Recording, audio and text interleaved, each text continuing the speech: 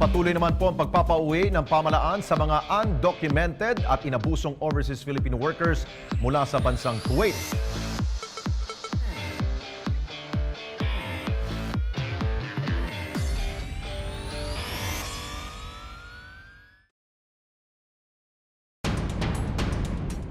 Good day. I'm Joel si Egco, your moderator. And today we're going to have part 2 of our very interesting discussion on OFW concerns na last week po ay it was fun and very informative. And still with us, still joining us tonight is OWWA Deputy Administrator Idol Arnel Ignacio and of course Miss Ellene and the Ellene. Ellene sana. She is the Executive Director of the Center for Migrant Advocacy. So last week, very happy si Ellene. Reenactment, may reenactment. Last week po, pinag-usapan natin yung mga problema na kinakaharap. No? At nararanasan, hindi kinakaharap nararanasan ng mga OFWs. No? In fact, sabi ko, ikwento ko nga nung una that I'm a father of an OFW and yung daughter ko nagkaroon ng ganung problema rin. So we had to pay the first... Sakit, no? Oo, para lang mailipat siya. So isa yon sa mga problema kinakaharap ng ating mga OFWs. So, DA, pag-usapan naman natin ngayon yung solutions. Ano yung mga inilatag nating solution sa mga problema na yan? But I'd like to cite, yung naalala ko, nagkaroon tayo ng problema sa Kuwait. Maingay, magulo. Nung pinadala po si Arnel Ignacio, tumahimik. So gusto namin malaman kung ano ginawa mo. Kung ano ginawa mo doon at naging maayos yung Kuwait. Teka, bago ko ikwento, magandang kwento ito Ano mo, ang OFW, maraming solusyon dito makukuha mo sa kwento-kwentuhan Yes. Yung tama yung sinasabi ni Madam Ellene na, oo nga, ang laki ng bahay. Lilinisin mo ng todo. Imagine mo yun, minsan papapanig sa'yo isang kaban ng bigas sa third floor. Ito siguro po siya, cut kita. Ang kontrata mo, tagalinis ka lang ng bahay. Ang iniisip mong bahay ng Pilipino. Yan, lalaki ng bahay. Palasyo pala yung bahay. Tapos ang amo mo, minsan lumilipat ka pa sa kabila. Aray. Di ba? Ganito kasi, totoong problema yan. Sino ang lalapitan mong solusyon? Ang isa doon, siyempre, yung kontrata, no? Pero ito ang diferensya doon sa ginagawa nating solusyon na yon. Hindi receptive yung Arab sa ganung paraan. Okay. At tingin niya, magkaaway na kayo. No? Kina-question mo siya So ngayon, lalaban din siya. Alam mo, ang nangyari sa amin sa Kuwait, na hindi ko naman alam, parang tsamba ito Ang sabi ko lang, kay si Labat Resti, magaling yan Sabi ko siya, patawag nga natin, kausapin naman nga natin yung mga FRA, yung mga Foreign Recruitment Agencies.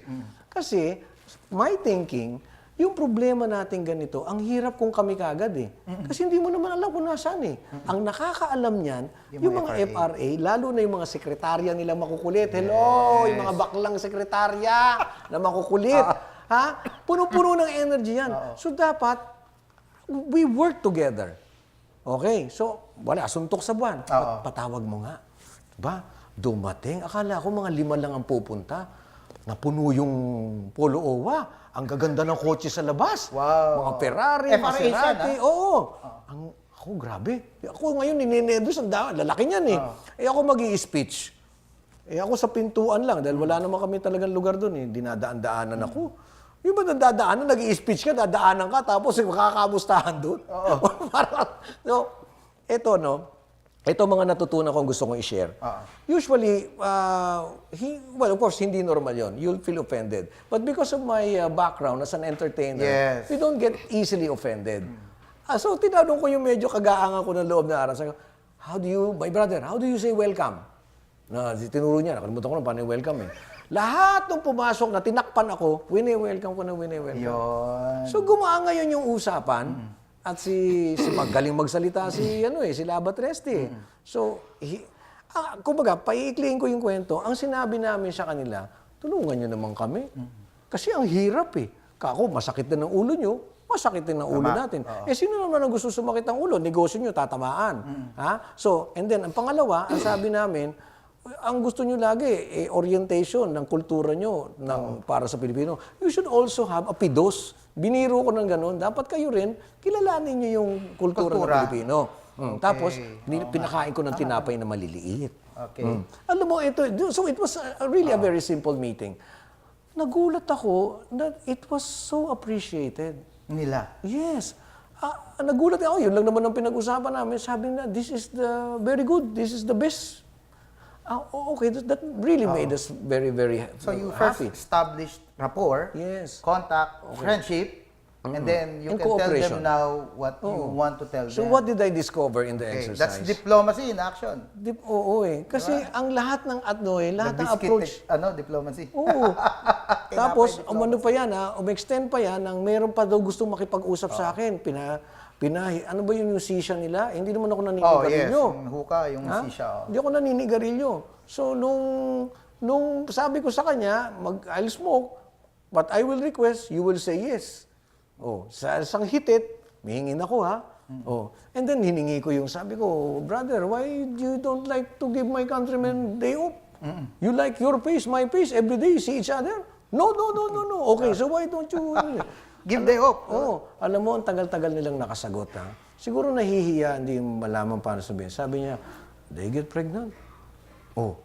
So, di ba, again, tayo kagad, we get offended. Hindi nga ako ganun We have to analyze. Ano ba yung sinabi niya sa akin? Alam mo, para na lang, makalma kami. Okay, my brother, some Filipinos, sometimes we are malandi. So, ang sabi ko, this is my proposal. You build center, no men allowed.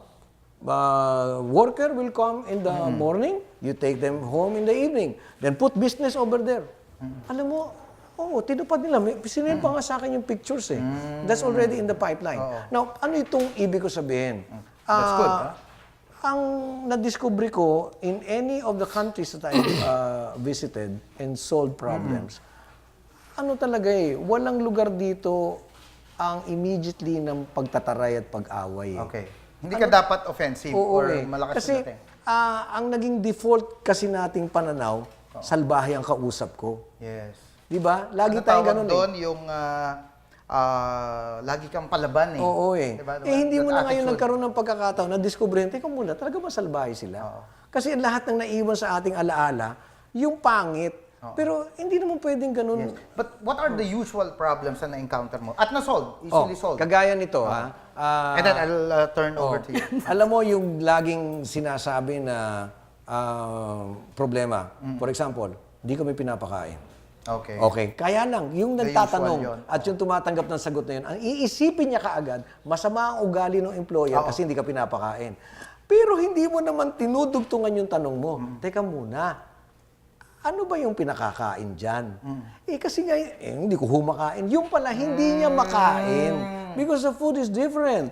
Alam mo, meron silang pagkain lagi dyan. Adobo. Wala. Sinigang. Wala Kasi pangalawa, hindi sila kumakain ng umaga Kumakain sila after lunch. Okay. Nangyari ito doon sa isang na-solve na yung problema naman sa Alcobar.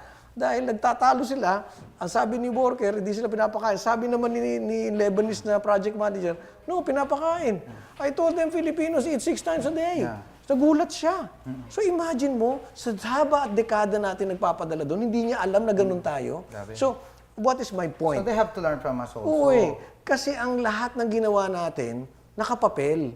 Pero nakalimutan natin kung gaano kahalaga yung isa sa kung saan tayo pinakamagaling. Ano ba ito? Makisama. Alright. Diba? Hindi natin na-discover Core values pa rin. Yung core values. We have to ito, I'm turning over to Ma'am Ellene. So nabanggit yung core values at yung other solutions. Pero what I would like to ask is, yung mga nilatag natin mechanisms, you know how the Duterte administration puts premium on OFW concerns. Are you happy with the programs now laid out by the government kung for them? sa programa, di ba, right from day one naman itong bagong administrasyon na ito, mayroon talagang kaagad na reference sa mga migrants. At ang isang malaking development, yung naglaan siya ng 1 billion na pondo, for example, na nasa pangangalaga ng DFA. Tsaka yun, halimbawa kami, pag nagre-refer ng kaso, mabilis ang pag-respond ng OWWA, ng OWWA, ng POEA. May mga bago sila ngayong sinusubukan na mga policy, particular for the foreign recruitment ng mga bago? Oh, mga dagdag, halimbawa, yung i-enforce na nila yung paghingi ng deposit din from the Foreign Recruitment Agency. Na doon naman yun sa 2016 na rules, pero hindi na Alright. i-implement Iba pa po yun. ba yung FRAs doon sa local? Eh, syempre, PRA yun, magkaiba yun. Philippine Recruitment Agency. So, but usually, So, ang saan palagi nagkakaroon ng kasing, problema? hindi, palagi kasing, ang problema, ang madalas ay on-site. Kasi expectedly, mas marami kang problema on-site kasi yun yung hindi natin nakakaya ng ating powers, di ba? Yung ating batas ay only as good as our jurisdiction. Yes. Pero yung ang laging balik, pag may problema sa employers sa foreign, ay ang PRAs, the Philippine Recruitment Agencies. What happens to the FRAs? Eh kasi nga, yung ating batas, in anticipation Nag-a-apply lang na sa mahirap so, mag-seek ng redress sa abroad, naglagay yan ng provision ng joint and several liability with the local recruiters. Di syempre, parang pakitingin ng local recruiters, unfair naman yun. Kasi dalawa na ngayon dalawa na yung recruiters eh. Meron kang local at meron kang foreign. Pero ang may obligasyon palagi, si PRA lang. So there lies the disconnect. Pag dinala mo sa on-site, sa reality, Hindi ganun. hindi ganun. Mananagot si PRA. So, meron na ngayon. Kasi yun yung isa din namin gusto na i-address ng gobyerno natin na hindi naman palaging dapat tayo yung nagbe-bail out. Kasi we have to equally take to task the other country. Not necessarily just the employers, pero put the policies in place. Kasi nga, yung alam gobyerno. mo, Pero yun, dagdag ko lang dun sa as I was listening to you, lagyan ako ng wisdom. Yung kasing, kaya ang focus palagi ng discussion ng labor migration ay sa domestic. Yan yung isang pinakang malaking single occupation, job occupation ng ating mga OFWs. Nandun din yung vulnerability nila. Kasi nandun sila sa loob ng bahay. maganda yung Pero I vulnerability. think, yung isang I magandang like that term. na-articulate ni DA, yung kasi, trabaho yan. Ang aming ngayong advocacy, domestic work is work. So, kailangan mong may kontrata and all that. Pero I think yung kaibahan niya from the other occupations, meron niyang personal na connection. Kailangan mawin mo yung trust ng isa't isa kasi very intimate yung trabaho na magagawa. Alam mo, na-mention mo yung salitang vulnerability. You know, let's take a short break. When we return, let's continue our discussion on the various issues concerning OFWs. Vulnerability, babalikan po natin yan. Don't go away.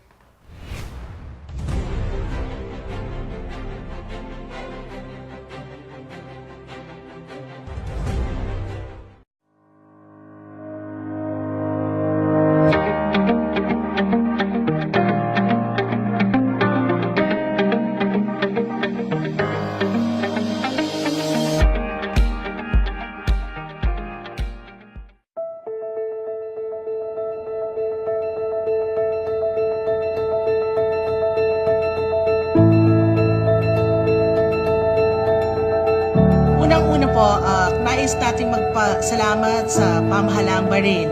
Dahil kung hindi po sa kanila, hindi po kayo mariregularize.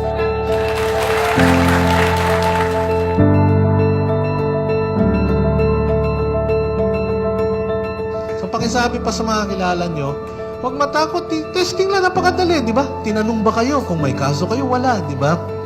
Di ba? Sabi kasi ng mga iba, huwag kang pupuntang Sidra, pagdating doon, huliin ka. Di ba?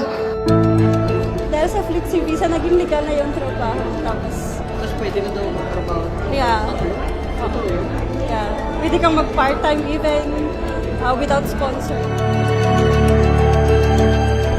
Ito po ay nakakatulong dahil sa aming pagtrabaho sa labas na kami ay hindi masita. OFW natin dito, pabor yun. Tsaka pabor sa kanila kasi pwede silang magtrabaho sa, hindi lang sa isang kumpanya, pwede pa sa ibang company which is legal po.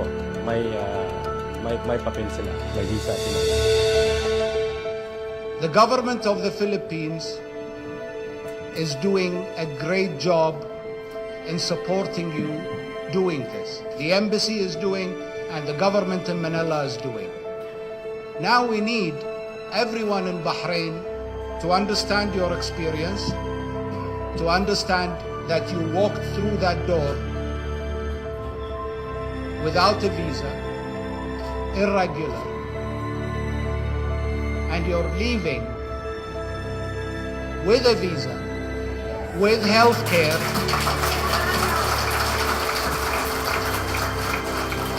with a visa, with health care, and without paying a single dinar. At higit sa lahat, kailangan po natin talaga magpasalamat sa Bahrain. Salamat, Bahrain! At the same time, sundin natin yung batas dito, di ba? Sundin natin ang batas. Ang Bahrain, tinanggap tayo dito, di ba? Hindi naman, ang babait nila, di ba? Hindi naman sila, kumbaga, nag-iikot at naguhuli at iniisa-isa, tinatanong kami, papel ka, di ba? In fact, kuminsan talagang alam nilang nandito kasi alam din nilang kailangan nila tayo. No? Talaga pong tinutulak po namin to. Dahil po, lahat po tayo panalo po dito. Tandaan niyo po, may 3 panalo po tayo dito. Para sa inyo, para sa bayan natin, at sa bayang pinupuntahan natin.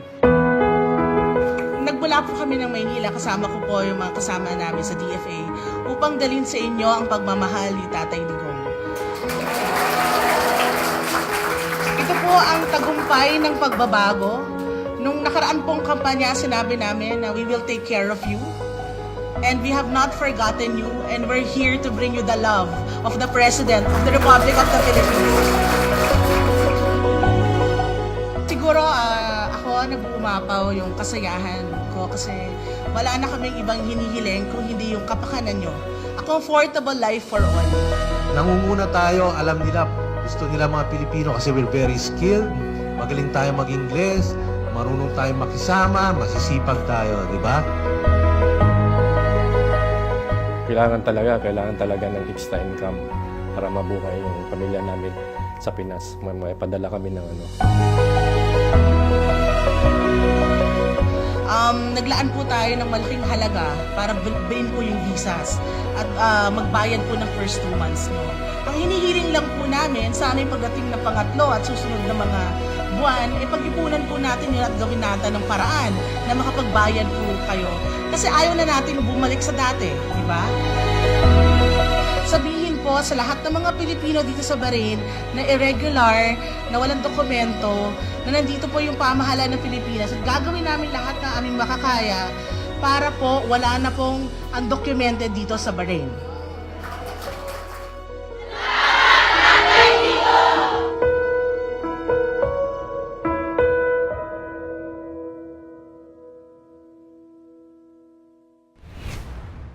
You're still watching Pros and Cons, and we're still talking about OFW concerns. Before we pause for a break, sabi ko yung magic word na vulnerabilities. Yes, all problems start with those vulnerabilities. So, during our discussion, parang nakita ko po, number 1 vulnerability ng Pilipino is economics. Di ba? Marupok siya doon eh. Kailangan mapagmahal siya, no? Yung core values, mapagmahal sa pamilya. Ayaw na napapahiya. Number 3, yung culture, yung clash. And number 4, yung hindi siya ready. Readiness is always a vulnerability natin. Tama po ba, DA? Again, this will bring us back to the equation. Na kasi nga, kahit na ikaw ay hindi handa, given all these vulnerabilities, you will still go. Why? Kasi ang pinanghahawakan mo, ako po ay mahirap at kailangan ko pong kumita para sa aking pamilya. And that should propel you to do all these. Ngayon, and then you get all the support, which is wrong. From the family? No, which is wrong. Kasi bakit? We are blinded by all these concepts. Pero pagdating mo doon, iba ng bakbakan eh. You know, ako, bitin na bitin ako sa ginagawa natin, ng government. Kulang. Ako hindi kontento. Kasi ang ginawa lang natin, okay, let's put in 1 billion. That is not enough. Not in terms of money. Look, all the programs of government is for the OFW. That's why we are doing more. Tingnan mo, saan? Bago siya lumipad. At pag-uwi niya. Tingnan mo ang equation na to ha. Bago siya lumipad, kinausap siya ng about ilang hours? 8 hours or 2 hours? 6 to 8. Okay. Common sense. You think you will instantly adjust to a country so different from yours? Kausapin kita na 8 oras? Kung nakinig pa yun ng gusto. Kahit naman makinig yun eh. Kahit makinig yun. I mean, I'm not even an expert, but definitely... How long would it take, no, to make an OFW ready? No? Isipin nyo naman, weigh in all the factors. Dito, ang babae hindi lumalabas. Ha? Okay. Ang babae hindi kumakausap ng lalaki. Iba ang pagkain, iba ang tao, iba ang oras, iba lahat. Puro buhangin. Tapos kausapin kita and then I expect you to be adjusted and things will go on perfectly. Tingnan mo yung ginagawa ng Japan. Yung pang 11th batch na, yung pinuntahan ko Have you heard of any problems? Wala. Why? Because they're being trained 6 months. 6 months, nakakulong yan doon. Paglabas yan, hapon yan. So, pwedeng sabihin natin ng mga best practices yan na pwede natin yan. Oo. But then, all the geniuses, bakit hindi ito naisip? Beforehand. Next point. Ang presumption mo, this is what I question. Why is it that every time the OFW comes home, ito tayo, tutulungan namin kayo, handa kami para... Now, ako lang, iniisip ko, di ba may mali doon? The reason why she went abroad to address her financial concerns. Why is it that pag bumabalik siya rito, by default, ang sinasabi mo, ito kami, kawawa ka naman, alalayan ka namin. Di ba may mali? Di ba may mali? Kasi ang Pinoy version mo, talunan siya. Walang pinagkaiba sa nagpadala ka ng isang basketball team mo sa bakbakan abroad, ang sinabi mo, nung nakita mo matatangkad yung kalaban, talo ka na. Huwag ka mag-alala. Pagka natalo ka, libre kita. Bili kita rubber shoes. Okay, but look at what is missing. Glaringly missing. Bakit wala tayong programa nung habang siya ay nandoon sa bahay ng kanyang amo?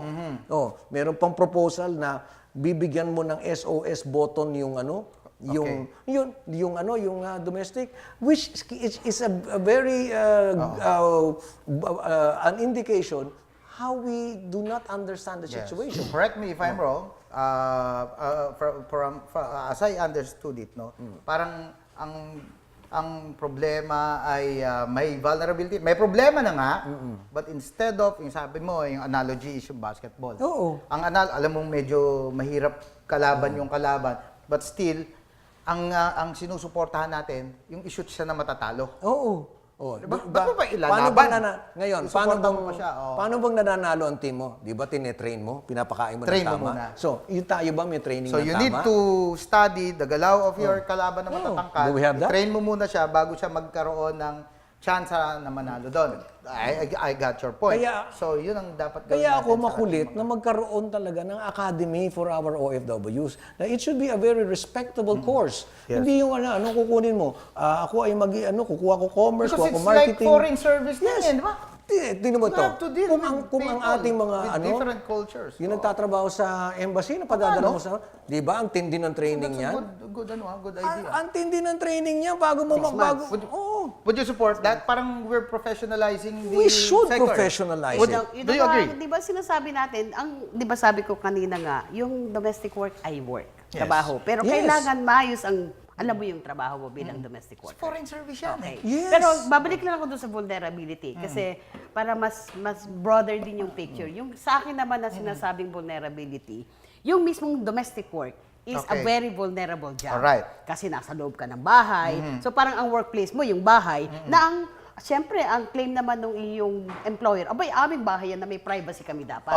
So, kailangan kang magbalanse dyan. At ngayon, ang kalakaran, kahit mo i-assert na yan ay workplace mo, mas na-outweigh yan na yan ay bahay ko. At dapat meron din akong may rules kami dito. May rules, oo. Kumbaga So, may vulnerability talaga yung ating mga women. Tapos, kaya nagiging malaking issue sa amin. We put premium. Saan ka pagka meron ka bang sariling kwarto na may lock. Kasi nagiging issue yan. Gender-based violence.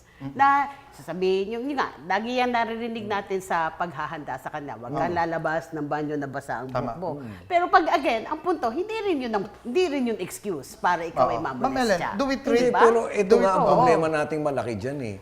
Oo nga, hindi nga excuse yun. Pero pag ginawa mo doon yun sa kanila, yun ang ibig sabihin sa kanila. Pero ibig sabihin, pero hindi lang yun. Ang isa ring mabigat, dahil majority ng ating deployment ay nasa Middle East. More than, almost 60%. Yun ang source ng problema. Ay, ang problema mo, pag babae, domestic worker ka, pag ikaw ay naabuso ng iyong employer or nung pamilya, nung family members ng employer mo, dahil dun sa kanilang kafala system, medyo tagilid ang laban mo. Kung halimbawa molestya ka, tapos ikaw ay nabuntis, dapat pwede kang mag-akusa na ako ay ni-rape. Pero dahil buntis ka, kailangan ka bawal kang mabuntis. Yun ang kasi mabigat doon. bawal hindi yun acceptable. Ma'am Ellen, Pwede kang makulong. How do we treat, So, how do we mahalaga look? lang yun na i-address na merong ganong sistema. How do Na we hindi look pa- at saka, sir, OFWs? yun, dagdag lang, Sige, please, Usec, na hindi naman pantay ang relations, power relations. Employer ay employer talaga. At ang domestic ay domestic. Yes. So, hindi, tapos na doon ka pa sa bansa nila. So, merong kaagad na ganyan ka. Kaya, nakakadagdag yun sa ito na- vulnerability. Yun yung sinasabi Exactly. ni DA kanina, isa sa problema yan eh. Hindi siya ready eh. Hindi talaga siya Ang ready. tanong ko, sir, how do we look at OFWs as a sector? Is it service, foreign service? Di ba ganun yan ang Well, it tingin has dyan the eh. nature. It has The nature of a foreign service. Kasi if you're going abroad to do service there, you have to be prepared. Tama ka eh. Hindi Diba, pwedeng... kung embassy nga natin, nakakatakot-takot ang preparasyon. Galing ako yan. doon pa banjing-banjing lang ako na kasambahay sa Pilipinas dito. Ito ang training ko, mabait yung amo ko. So gusto ko usually, pumunta kamag-anak ron. mo yung amo mo dito. Exactly. For the many reasons na sinabi ni DA, yung mahalagang na nakakatulong sa pag-empower at protection sa kanya, yung kahandaan niya. Oo. Hindi lang sa trabaho. Pero kasi, hindi naman yung at the end of the day, uuwi ka sa bahay mo. Pag nadong ka, 2 years kang hindi uuwi Oo, siguro. See? So, are you ready See? for that? See, it brings us back to my point.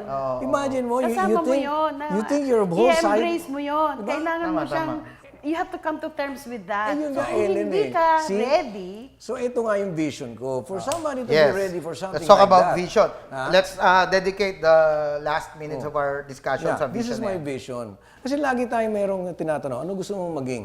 Now, ang pagiging OFW parang nagiging option at saka para siyang last resort sa nasagot sa kahirapan. Ako ayokong tingnan siyang gano'n. Alright. It should be looked at as a decent job. If you are a domestic worker, it's a job. It's a job. Hindi ito kaawa-awa. It's a profession. It's a profession. Now, how do we elevate it to that point, to that level? Gawin mo siyang kurso.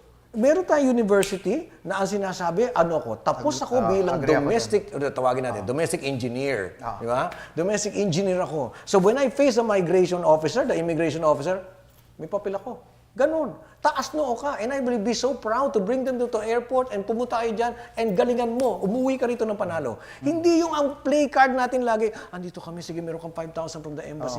Lagi mo kagad ang sinasabi sa kanya, talunan siya. Siguro dapat domestic service provider ang tinan mo, ang tawag eh. Diba? Para may domestic dignidad eh. worker, mabigat na yung worker Domestic eh. worker. Ang ganda Huwag ng head tingnan Nasa nito, loob ng bahay eh. Worker worker. Ang gandang Oo, tama, ang gandang worker. tingnan nitong sasabihin mong ano kinukuha mo? Middle East studies. Yan. Di ba? Kasi inaaral mo yung kultura, Tama, ikaw. tama. Di ba ang ginagamot mo dito na never natin laging tinitingnan is the moral and the dignity of the worker. That's right. Laging ang dignity of the worker, ang ginagawa mo, ito ang tulong, ito ang pera, yan. Hindi eh. You do not reconstruct the dignity of somebody by giving him monetary exchange. No. Niyayakap mo yan, binubuo mo yung pagkatao niya. Magaling ka, therefore, kaya mo yan, umuwi ka rito ng panalo, lagyan natin ng bubong na maganda ang bahay mo, escalator. Very well Ganun said. yun.